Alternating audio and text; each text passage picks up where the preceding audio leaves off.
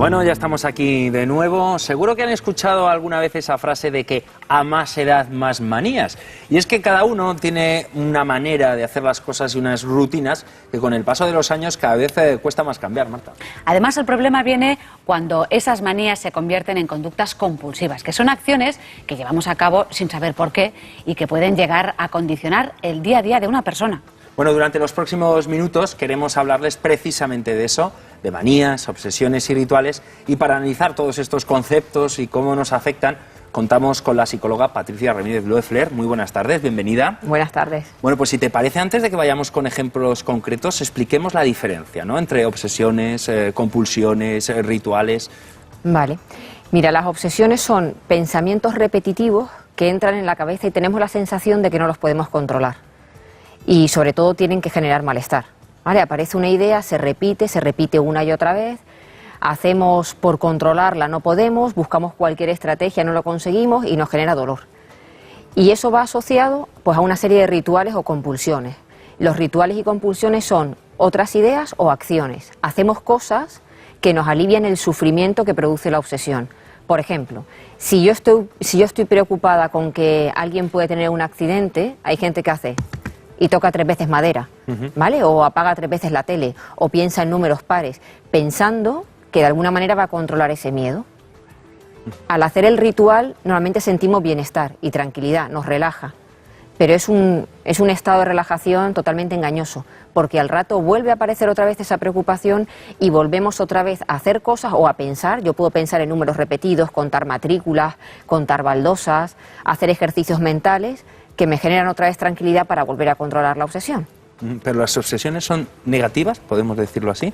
Sí, las obsesiones generan malestar, porque cuando algo que se repite en el cerebro genera bienestar no le prestamos atención, o le prestamos atención para reconfortarnos. Normalmente las obsesiones van asociadas a un nivel de ansiedad, de miedo, de tristeza, sobre algo a lo que tememos. Y cuando juntamos los dos términos, Patricia, obsesivo-compulsivo... Pues tenemos lo que se llama el TOC, que es el trastorno obsesivo compulsivo. Salía en la película esta Jack Nicholson, en la película de Mejor Imposible, ¿no? Ese era un ejemplo de TOC. Ahí estamos hablando de un cuadro clínico. El TOC lo sufre un porcentaje de la población pequeño, pero sí es cierto que el 99% de las personas en algún momento de su vida tienen pensamientos negativos. ¿Cómo sabemos que una persona es obsesiva o es compulsiva? Si no tengo pensamientos raros, ¿no? Si tengo una obsesión pero no tengo pensamientos raros para contrarrestarla, entonces me puedo quedar tranquila.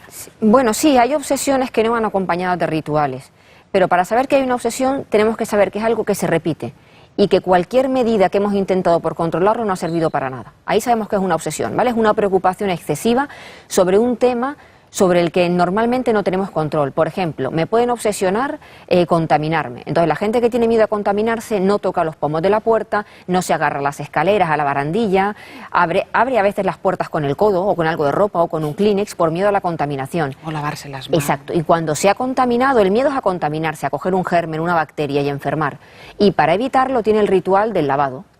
O tarda muchísimo en ducharse, o se lava 40 veces las manos, o está continuamente en contacto con toallitas con alcohol para que le calme la ansiedad de la contaminación. Pero realmente es absurdo, porque nosotros estamos expuestos a contaminarnos no solamente con lo que tocamos, sino con cualquiera que nos estornude al lado. Así que ese ritual no va a servir para nada. Le calma la ansiedad en un momento determinado, pero no es la solución. ¿El santiguarse antes de salir a un terreno de juego, antes de exponerse al público? Incluso cuando no crees, que la gente se santigua, incluso no cree. En el avión es algo muy típico. Hay mucha gente que no cree en Dios y nada más despegar se santigua. Por si acaso. Por si acaso, exactamente. Pero ahí ya estamos hablando de manías. Vamos a diferenciar las manías de las obsesiones.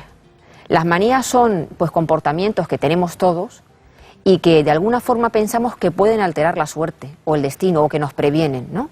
Yo cojo, me santiguo y con eso evito que el avión se estampe. Eso es lo que la gente entiende. O sea, ¿una manía es una preobsesión, por ejemplo? ¿Podría ser? Sí, o la manía es algo que me condiciona pero no limita mi vida. Los obsesivos compulsivos tienen su vida muy limitada porque pierden mucho tiempo con los rituales y están realmente vendidos, no son libres. Yo no puedo actuar como yo quiero porque pienso que de alguna forma las cosas me van a ir mal. Mientras que las manías, como puede ser no pasar por debajo de una escalera, que si ves un gato negro te quites, no sentarte en el número 13, tocar madera, ¿vale? O esta que te he dicho de santiguarte, entrar con el pie derecho en el campo. O no pisar las alcantarillas, por ejemplo. ¿No? Vale, eso lo hace otro... uno pues porque lo tiene asociado que si eso lo hace va a pasar algo malo. Pero es gente que normalmente puede vivir. Cuando empezamos a encadenar una manía con otra y a limitar nuestra vida y a pasarlo mal cuando yo no puedo hacer esa manía, entonces es cuando nos metemos dentro del trastorno. Lo que diferencia estar enfermo de no es la forma, la frecuencia en la que aparece, el nivel de dolor que genera y cómo limita eso nuestra vida. Estamos hablando de cosas, vamos un poco más allá, ¿no? Con ejemplos más concretos, con personas. Si yo estoy todo el día pensando en alguien, eso es una manía, que siempre quiero estar a su lado, que siempre quiero tenerle cerca. ¿Eso es una obsesión? ¿Acabará en obsesión? Pues depende. Si la obsesión es buena, otra vez como decimos que es algo que nos refuerza y nos hace sentir bien, no lo tomamos como algo enfermizo.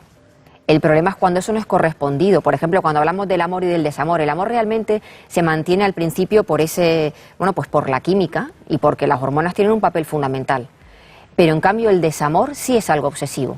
Cuando tú ves que tus expectativas no están cumplidas en relación a la pareja y empiezas a llevar a cabo todos los intentos habidos y por haber por conquistar otra vez y por atraer y no lo puedes controlar, mandas continuos mensajes, no recibes respuesta y haces tonterías increíbles y sufres muchísimo, eso sí que es un proceso obsesivo. O sea, el enamoramiento no. El enamoramiento no, sobre todo porque está basado en la química, porque es la única forma de que tú, Marta y yo estemos hoy aquí gracias a que la gente se ha enamorado de esa manera, se han ido juntando en parejas, han tenido hijos y hemos podido sobrevivir. O sea que hay una parte química y fisiológica que es lo que lo mantiene. ¿Correspondida? Claro, correspondida. En el momento en que no es correspondido, claro que podemos tener un problema obsesivo. Pero claro, siguiendo dentro de la pareja, Patricia, los celos sí son obsesión. Los celos son una parte de obsesión. Primero hay que ver en qué se basan los celos, porque suelen estar basados sobre una creencia, sobre un sentimiento de inseguridad, de pérdida, de posesión, ¿vale? Pensar que alguien te va a quitar algo que es tuyo, de desconfianza. Y en el momento en que tú empiezas a estar obsesionado con que la pierdo o me lo quitan y la otra persona empieza a hacer los rituales, ¿vale? Te dicen que te cambies de ropa y tú lo haces, te dicen que no salgas con las amigas y tú lo haces. Ese es el ritual. Cada vez que tú llevas a cabo un ritual, le das seguridad a la persona celosa. Empiezas a sentar una serie de precedentes que luego no hay manera de volver atrás. Y ahí tenemos una relación muy peligrosa, porque en lugar de tener una relación que suma, lo que tenemos es alguien que te resta. Con ese tema tenemos que tener mucho cuidado. Yo siempre aconsejo en la consulta que no podemos atender a la conducta celotípica, porque cada vez que la atiendes estás reforzando. ¿Vale? Si tú le pides a alguien que se cambie de ropa y que no salga con una falda tan corta, y lo haces, realmente le estás dando la razón. O sea, estás fortaleciendo esa obsesión. Claro. Y volviendo a las compulsiones, Patricia, el hecho de que una persona esté constantemente cerrando la puerta de casa o del coche porque no está del todo seguro de que está cerrado, de que deja de estar, ¿qué ha de hacer para solucionar esos inconvenientes? Y sobre todo a lo mejor los familiares también tienen algo que decir al respecto o hacer. Exacto. Mira, ahí, como tú has dicho, lo de cerrar la puerta, tenemos una serie de bloques en los rituales. Están los relacionados con el orden, con repetir las cosas, ¿vale? Ese de que comentas de cerrar 3 veces la puerta va con la repetición. Hay gente que tiene que tocar los enchufes 3 veces, revisar la vitrocerámica, la llave de la puerta, las cortinas 3 veces en ese orden, llega a su habitación y dice, lo he revisado, sabe que lo ha revisado, pero vuelve otra vez, porque es lo único que te produce tranquilidad. ¿Por qué hacemos los rituales? Simplemente por evitar la ansiedad que provoca ese pensamiento obsesivo. Entonces el tratamiento es dejar de hacerlos. Lo que hay que decirle al paciente es que en un principio tú tienes que dejar de hacer los rituales, tienes que dejar de comprobar. ¿Qué va a ocurrir ahí? Pues que tu ansiedad va a incrementarse muchísimo y lo vas a pasar mal. Pero cuando el paciente se enfrenta a esa ansiedad, se da cuenta que la ansiedad es desagradable pero que no es peligrosa y que su vida en nada cambia cuando tú dejas de hacer los rituales, es cuando empezamos a trabajar en el bienestar de la persona. Pero hay que pasarlo mal para superar las obsesiones. Nadie sale de ese cuadro de un TOC sin pasarlo mal. Yo tengo que dejar de lavarme las manos después de tocar la barandilla y tú llevas al paciente al metro o al autobús y lo obligas a tocar todo lo que está contaminado y durante un tiempo le impides que se lave las manos. Durante ese tiempo la persona lo pasa realmente mal, ¿vale? Porque está pensando que me he contaminado, que voy a enfermar, que voy a morir. Pero la ansiedad tiene un pico y una vez que lo alcanza, baja. Y uno se da cuenta que la vida sigue con las enfermedades y que la vida sigue sin que tú pises la baldosa blanca o la baldosa roja. Tiene que rendirse a la evidencia de que no pasa nada. Exacto. ¿No? Eso que te has dicho de la evidencia nosotros llamamos pruebas de realidad. Le pedimos a la gente que decirle, mira, durante 2 horas prueba a no hacer ningún ritual y mira a ver en qué cambia tu vida. ¿Atraes más la buena suerte, atraes la mala o realmente no ocurre nada? Para que la gente se vaya concienciando que cuando deja de hacer aquello con lo que cree que previene, la vida sigue funcionando de la misma manera. Y, claro, Vamos, es que no es cuestión de alarmar, Marta, pero no hay que considerar a esas personas enfermas. No. Tienen una patología. Hay que considerarlas que están torpedeando su vida. Vale. Y sobre todo que no son libres. En el momento en que yo dependo de un ritual para funcionar, no soy libre. Yo tendría que poder elegir qué pensamientos pasan por mi cabeza y tendría que poder elegir si toco o no toco. Pero si cada secuencia de mi vida depende del acto anterior, estoy completamente vendido. Vamos con más torpedos. Patricia, la compulsión, ¿no?, que afecta Sí. a mucha gente. Por ejemplo, las compras compulsivas, los compradores compulsivos, que encuentran, pues bueno, una especie de consuelo, o ¿cómo dirías?, ¿no?, en comprar cosas sin parar, sin motivo, solo por una especie de satisfacción. Pues ahí con las compras compulsivas tenemos dos casos. Dependiendo de la interpretación que hacemos de esa compra, estaremos hablando o de compulsiones relacionadas con un TOC o de actos impulsivos. Hay gente que en su vida no está emocionalmente satisfecha, no tiene esa paz interior y necesita como una recompensa inmediata para sentirse bien. Y va a comprar. Comprar me satisface, me siento bien comprando y como es algo muy rápido, enseguida aumenta el bienestar. Esos no son obsesivos compulsivos. Pero hay otro tipo de gente que, por lo que sea, por las obsesiones no le gusta lavar la ropa, no le gusta repetir la ropa y necesitan estar continuamente comprando y acumulando para evitar, bueno, pues esa obsesión que tienen. Ahí sí estaríamos hablando de un TOC. Con las compras hay que ver si es un movimiento impulsivo, ¿vale?, si es una reacción que me lleva a sentirme mejor y a buscar esa paz que yo no tengo, o si es algo que hago por evitar otra situación. No te das cuenta y ya estás pagando. Y ya estás pagando. Y con la tarjeta, ¿no? Y encima con la tarjeta. Con el peligro que tiene. Patricia, de todas formas, hablemos también, porque hacías referencia al principio de los pensamientos negativos, ¿no? Sí. Muchas personas que a lo mejor ven un cuchillo y piensan en hacer algo mal, Sí. en hacer algún daño. ¿Esto es positivo, es negativo? Porque parece ser que el 99% de todos nosotros alguna vez hemos pensado negativamente. Sí, esto es negativo. Estar pensando en cosas que te hacen daño es negativo. La diferencia, tú lo has dicho, todos hemos tenido pensamientos negativos, pero hay personas que le dan un valor catastrófico y ponen en valor ese pensamiento negativo, les genera miedo, incluso sentimientos de culpa, ¿cómo puedo pensar yo así? Y solamente esa parte catastrófica y que me dé pena hace que el cerebro lo detecte como una amenaza. Cuando el cerebro detecta una amenaza, no para de repetírtela para que tú busques una solución. Y ese pensamiento del cuchillo es muy típico porque se repite en varios obsesivos. Yo he tenido madres en las consultas con su hijo recién nacido y alguna vez pasársele por la cabeza la posibilidad de hacerle daño a eso que es lo más querido y la obsesión es, ¿y si cojo un cuchillo y lo mato? Les pasa ese pensamiento por la cabeza, jamás lo harán, pero les pasa. Y les da tanto pavor tener esa idea que empiezan, yo cómo puedo pensar esto, soy una mala madre, como se me ocurre, que no hace más que repetirse la idea del cuchillo. ¿Y eso por qué pasa? Porque nos dan miedo los pensamientos. Y cuando algo nos da miedo o supone una amenaza, lo tenemos continuamente repitiéndose en el cerebro. En el momento en el que nosotros le perdemos valor y digo, cuchillo, ¿qué cuchillo? Ni qué cuchillo. Y lo ridiculizo o lo aparto o de alguna forma lo canto. Yo le pido a la gente que cante esas obsesiones, porque al cantar una obsesión se ridiculiza completamente, pierde todo el valor Puedes notar que emocional. eres sevillana, ¿eh? No, Con cualquier pierden el valor ritmo, con emocional. cualquier ritmo se puede Con cantar. el que sea. Hombre, si es un ritmo alegre, mucho mejor. Pero cualquier idea que te preocupe, en el momento en que tú la cantas, se vuelve ridícula. Al volverse ridícula, pierde esa carga emocional, deja de preocuparte, deja de repetirse y deja de torpedear tu vida.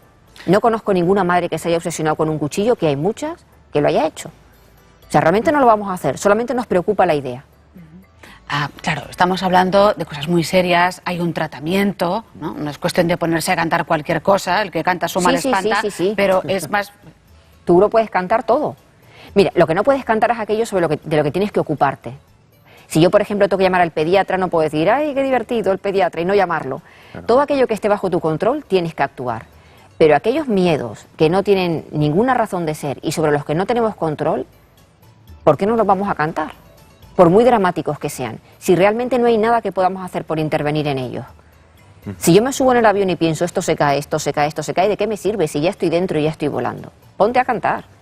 Claro. ¿Vale? Y quítale valor a ese pensamiento que me está generando ansiedad. La diferencia entre el que canta, ay que me mato, y el que está pensando realmente que se va a matar, Los dos van a hacer el mismo trayecto, pero hay uno que se va a ir riendo y el otro va a estar sufriendo. Y el de al lado va a pensar, este necesita ir al psicólogo. Los dos necesitan ir al psicólogo, ¿no?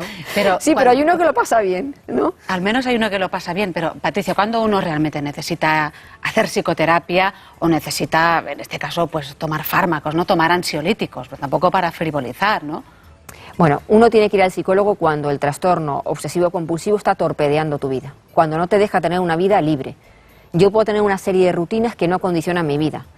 Llego a la consulta, abro la puerta, enciendo antes la calefacción, luego las luces, llevo un orden, ¿vale? Que me preparan y siempre hago lo mismo, no condiciona mi vida. En el momento en que tengo que abrir y cerrar 3 veces la puerta, entrar a la calefacción y darle para arriba, para abajo, llega un día en que la calefacción revienta, entonces tengo que acudir a un especialista, porque estoy haciendo cosas que salen fuera de lo normal. Y sobre todo porque generan dolor. Y como tenemos aquí una vida muy limitada, ¿qué necesidad tenemos de estar sufriendo por cosas que sí se pueden controlar? Claro, hay pronósticos, ¿no? Que hay consecuencias en los trastornos que son muy graves, ¿no? Realmente de no poder salir de casa, Sí. no poder relacionarte normalmente con las personas. Una cosa es bueno, cantar algo y otra cosa es estar todo el día no verbalizando cosas extrañas, ¿no? Hay realmente comportamientos muy graves. Sí, hay comportamientos muy graves que limitan completamente tu vida. Cuando tienes que ducharte 45 minutos y luego lavarte las manos tanto tiempo y coger el teléfono y enchufarlo y cargarlo, enchufarlo y cargarlo, enchufarlo y cargarlo y se estropea la batería, claro que es muy grave. Porque no puedes hacer lo que realmente tienes que hacer, que es estudiar o trabajar o relacionarte con la gente. Tú imagínate lo que es viajar en un autobús sin poder agarrarte a nada. Es que con un frenazo te caes. Es que estás poniendo en peligro tu vida. Patricia, entonces habría mucha diferencia entre lo que se considera obsesión y lo que se considera miedo o miedos. Bueno, normalmente los obsesivos tienen miedo. Por eso tienen obsesiones, porque buscan la precaución con todo lo que hacen, pero es una forma extrema. El miedo tiene que existir y tiene que haber pensamientos automáticos negativos porque nos previenen de cualquier daño que pueda acecharnos. Tenemos ese radar en el cerebro y lo necesitamos para sobrevivir. Pero cuando eso se extralimita y todo es una amenaza y con todo lo pasamos mal, pues tenemos que tener mucho cuidado, porque entonces en lugar de vivir estamos todo el día con esa señal de alarma y genera respuestas muy incómodas como la ansiedad y la tristeza. Y sí hay gente que tiene que tomar ansiolíticos, por supuesto. Hay gente que viene tan tocada que, salvo que esté medicado, no puedes empezar a trabajar con ellos porque no te hacen ni caso. Bueno, pues Patricia, lo dejamos aquí. Muchísimas gracias por tus consejos. También aprovechamos, antes de finalizar, para felicitarte. Queremos felicitar también a tu Betis, que se ha quedado Gracias. en primera división, y esta última jornada, pues bueno, ya no se juega nada. Mucha suerte, por cierto, también al resto de equipos, aunque sabemos que irremediablemente lo sabrá, que bajarán a segunda y algunos se quedarán sin jugar en Europa. Pues lo dicho, Patricia, muchas gracias. Gracias a vosotros. Pues nada.